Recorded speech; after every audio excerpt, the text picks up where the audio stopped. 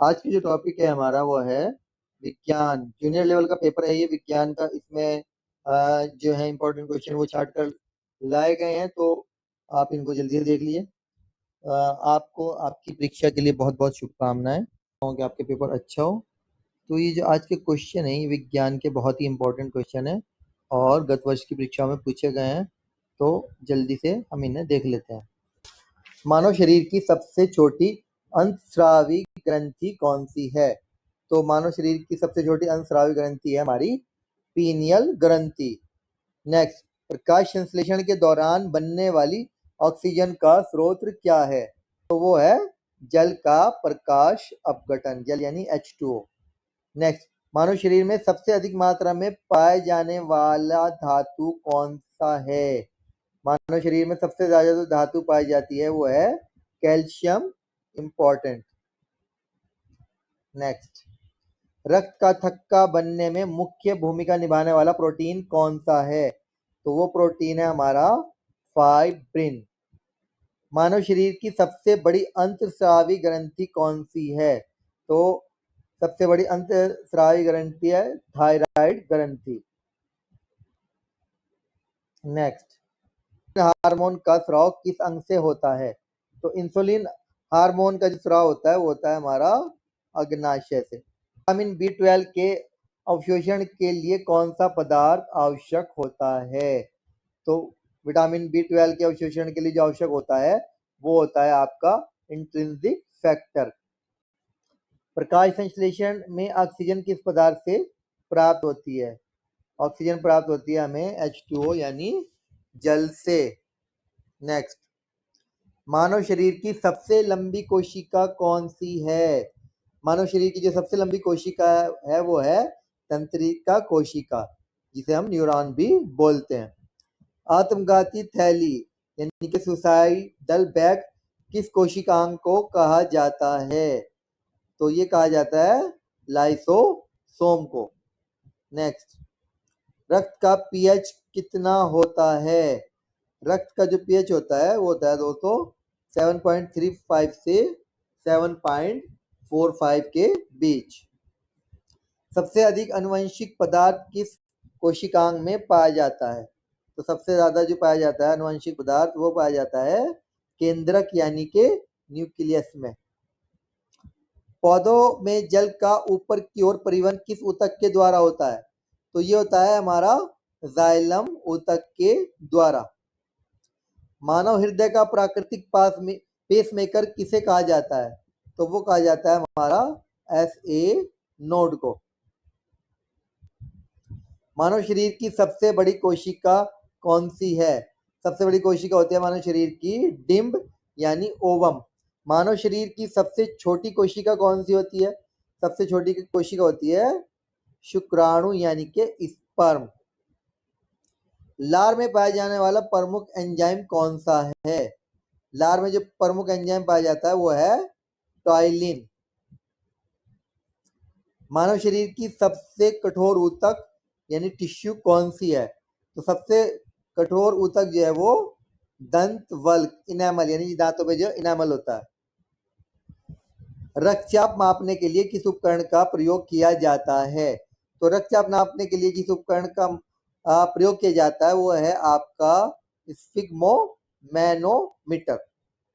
Black gold important question कई बार पूछा जा चुका है दोस्तों। तो ब्लैक गोल्ड किसे कहा जाता है? ब्लैक गोल्ड कहा जाता है पेट्रोलियम को। नेक्स्ट, सबसे हल्की धातु कौन सी है? सबसे हल्की धातु जो है वो है लिथियम। प्रकृति में सबसे कठोर पदार्थ कौन सा पाया जाता है? तो सबसे कठोर पदार्थ पाया जाता है डायमंड यानी के हीरा। विद्युत धारा की SI इकाई क्या है? विद्युत धारा को जब नापते हैं वो एम्पियर में नापते हैं, और विद्युत प्रतिरोध यानी रेजिस्टेंस को नापते हैं हम ओम में। सबसे हल्की गैस कौन सी है? सबसे हल्की गैस जो है वो है हाइड्रोजन गैस। वायुमंडल में सर्वाधिक मात्रा में कौन सी गैस पाई जाती है? ये आपको पता है, सर्वाधिक मात्रा में नाइट्रोजन गैस पाई जाती है और ये होती है आपकी 78%। नेक्स्ट, हंसाने वाली गैस किसे कहा जाता है? हंसाने वाली गैस कहा जाता है नाइट्रस ऑक्साइड यानी N2O को। ओजोन ओजोन परत मुख्यतः किस मंडल में पाई जाती है? तो ओजोन परत जो पाई जाती है वो पाई जाती है हमारी समताप मंडल में। मानव शरीर की सबसे बड़ी ग्रंथि कौन सी है? सबसे बड़ी ग्रंथि हो गई यकृत यानी लीवर। पौधों में भोजन का परिवहन किस ऊतक के द्वारा होता है? ये होता है हमारा फ्लोएम ऊतक के द्वारा। विटामिन डी की कमी से कौन सा रोग होता है? वो होता है रिकेट्स रोग। विटामिन बी की कमी से बेरी, विटामिन सी की कमी से स्कर्वी और विटामिन ए की कमी से रतौंधी रोग होता है।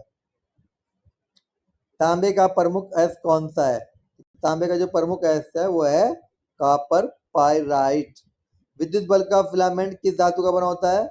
ये बना होता है दोस्तों टंगस्टन धातु का। सफेद फास्फोरस को किस द्रव में सुरक्षित रखा जाता है?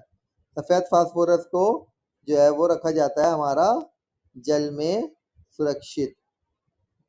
मानव शरीर में सबसे बड़ी श्वेत रक्त कोशिका कौन सी होती है? सबसे बड़ी श्वेत रक्त कोशिका होती है हमारी मोनोसाइट। रक्त का लाल रंग किसके कारण होता है? तो रक्त का कलर जो लाल होता है वो हीमोग्लोबिन के कारण होता है। मानव शरीर की सबसे छोटी हड्डी कौन सी है? तो सबसे छोटी हड्डी जो है वो है स्टेप्स और ये पाई जाती है कान के अंदर। मानव शरीर की सबसे लंबी हड्डी फीमर हड्डी होती है, ये जांघ की हड्डी है। मानव शरीर में मास्टर ग्रंथि किसे कहा जाता है? इंपॉर्टेंट क्वेश्चन है। तो मानव शरीर में जो मास्टर ग्रंथि कहा जाता है वो कहलाता है पिट्यूटरी ग्रंथि यानी कि पीयूष ग्रंथि, पिट्यूटरी ग्लैंड। हरे पौधों में प्रकाश संश्लेषण का मुख्य वर्णक क्या होता है? वो होता है हमारा क्लोरोफिल। डीएनए का पूरा नाम क्या है दोस्तों?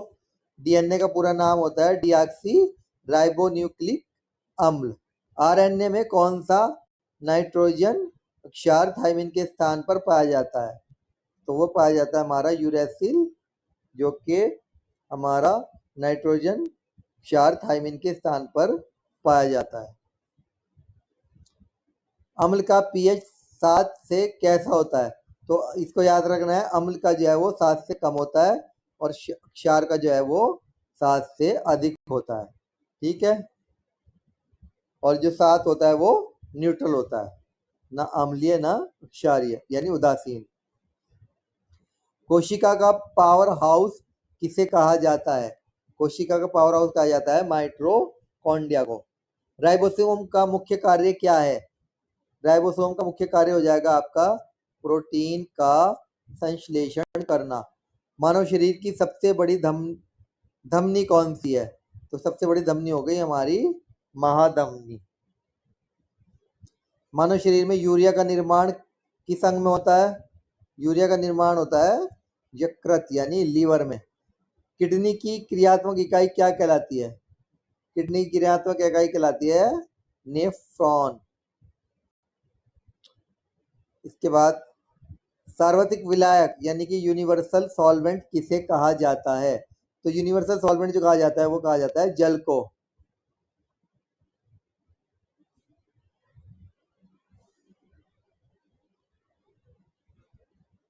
सबसे अधिक विद्युत चालकता किसमें पाई जाती है?